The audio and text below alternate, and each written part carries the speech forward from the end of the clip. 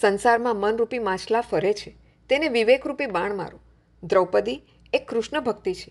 જેને દ્રૌપદી મળે તેના ભગવાન સારથી થાય છે. મનને મારશો નહીં ત્યાં સુધી કૃષ્ણ ભક્તિ મળશે નહીં. મનને જે ગમે તે કરશો નહીં. મન માગે તે આપશો નહીં. મનને લાડ લડાવવાનું ઓછું કરો તો ધીરે ધીરે મન કાબૂમાં આવશે. જેના ઉપર પરમાત્માની કૃપા દ્રષ્ટિ થાય તે જ આ મનરૂપી માછલાને મારી શકે. આ મનરૂપી માછલો મરશે તો જ ભક્તિ મળશે. જે મનુષ્ય પરમાત્માની પ્રાર્થના કરતો નથી તેનું મન તેને ખાડામાં ફેંકે છે. અર્જુન કૃષ્ણના આવા અનેક ઉપકારોને યાદ કરે છે. મોટા ભાઈ, કુરુક્ષેત્રમાં તેમણે મને ગીતાનો ઉપદેશ આપ્યો હતો. તેમણે મને એક વખત કંઈક માગવાનું કહ્યું. ત્યારે મેં યુદ્ધમાં મારી જીત થાય એવું પ્રભુ પાસે માગ્યું. મને લાગે છે કે મને માગતા ન આવડ્યું. કિરાતના વધ વખતે હું શંકર સાથે યુદ્ધ કરી શક્યો, તે પણ શ્રી કૃષ્ણના પ્રતાપે જ. મોટા ભાઈ, દુર્યોધને કપટ કરી આપણો નાશ થાય એ હેતુથી દુર્વાસાને આપણે ત્યાં મોકલ્યા હતા. તે સમયે આપણે પૂરા સંકટમાં મુકાઈ ગયા હતા. ચિંતાનો કોઈ પાર નહોતો. તે સમયે કૃષ્ણે આવીને ભાજીના એક પાનથી અક્ષયપાત્ર ભરી દીધું હતું.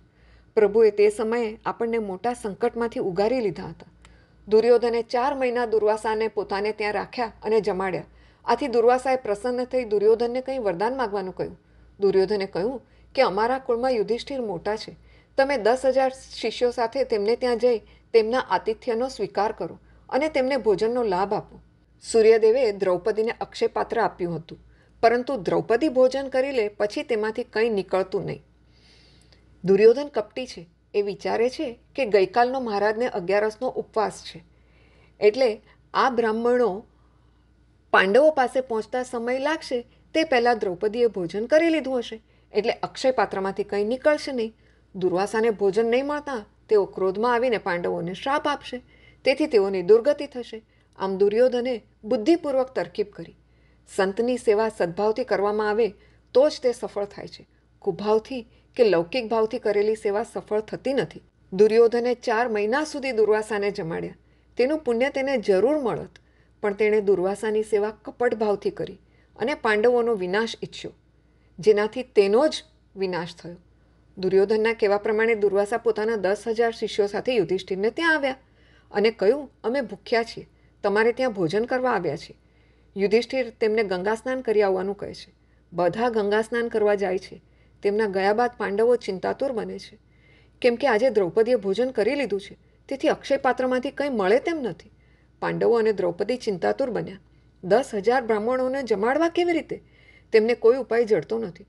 દ્રૌપદીનું હૃદય ભરાઈ ગયું. જો ભોજન નહીં મળે તો દુર્વાસા મારા પાંડવોને શ્રાપ આપશે. દુર્વાસા બહુ ક્રોધી છે. દ્રૌપદી દ્વારિકાનાથને યાદ કરે છે. શ્રી કૃષ્ણને પોકારે છે, હે નાથ, આજે અમે ખરા સંકટમાં આવી પડ્યા છીએ. આજ દિન સુધી તમે અમારી અનેક વખત લાજ રાખી છે. આજે પણ અમારી લાજ રાખજો. જગતમાં અમારી લાજ જશે તો તમારી જ હાંસી થશે. શ્રી કૃષ્ણે દ્રૌપદીની આર્દ્રવાણી સાંભળી. તેઓ દ્રૌપદી પાસે આવવા તૈયાર થયા. ત્યાં રૂક્મિણી તેમને મેવો આરોગીને જવાનું કહે છે. ભગવાન મેવો છોડીને દ્રૌપદીની ઝૂંપડીમાં પહોંચ્યા છે. અહીં તો દ્રૌપદી પ્રાર્થનામાં તન્મય થયા છે. ભગવાન આવી દ્રૌપદીને કહે છે, આંખો ઉઘાડ, મને ખૂબ ભૂખ લાગી છે, કંઈ ખાવાનું આપ. દ્રૌપદી હાથ જોડી દીનવદને બોલી, નાથ, ઘરમાં કંઈ ખાવાનું નથી.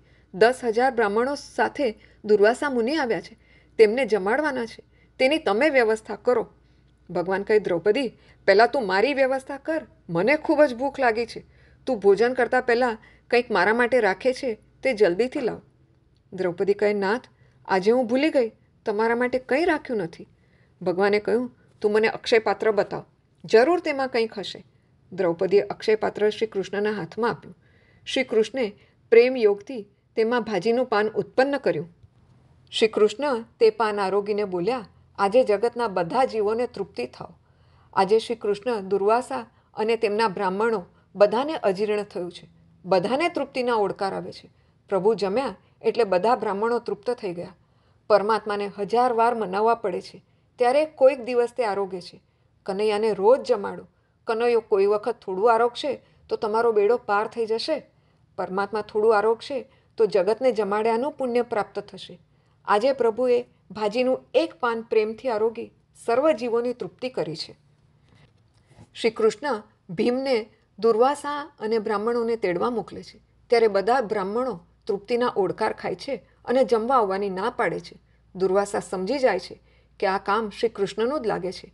તેઓ ભીમને પૂછે છે, દ્વારિકાથી કૃષ્ણ તો નથી આવ્યા ને? ભીમ જણાવે છે, શ્રી કૃષ્ણ દ્રૌપદી સાથે વાતો કરે છે. દુર્વાસા કહે છે, તમારા ધર્મપાલન, સદાચાર, સંયમ અને કૃષ્ણ પ્રેમને જોઈ અમને વગર ભોજને જ તૃપ્તિ થઈ છે. તેમણે આશીર્વાદ આપ્યો, તમારો જય થશે. મોટા ભાઈ, સેવા દુર્યોધને કરી અને આશીર્વાદ આપણને મળ્યા છે. આ છે મારા દ્વારિકાનાથની અનહદ કૃપા. આમ શ્રી કૃષ્ણના અનેક પ્રસંગો વર્ણવી અર્જુન રડે છે. માતા કુંતાજી શ્રી કૃષ્ણ સ્વધામ ગમન ગયા એ સમાચાર સાંભળી ખૂબ દુઃખી થયા. તેમણે પોતાના મનને શ્રી કૃષ્ણની એકાકી ભક્તિમાં સ્થિર કર્યું અને નિશ્ચિંત થઈને પોતાના શરીરને ઢાળી દીધું. શ્રી કૃષ્ણની સ્મૃતિમાં લીન કુંતાજી શ્રી કૃષ્ણ પાસે સ્વધામ પહોંચી ગયા. શ્રી કૃષ્ણ શરણમ મમ, શ્રી કૃષ્ણ શરણમ મમ, શ્રી કૃષ્ણ શરણમ મમ, જય શ્રી કૃષ્ણ શરણમ મમ.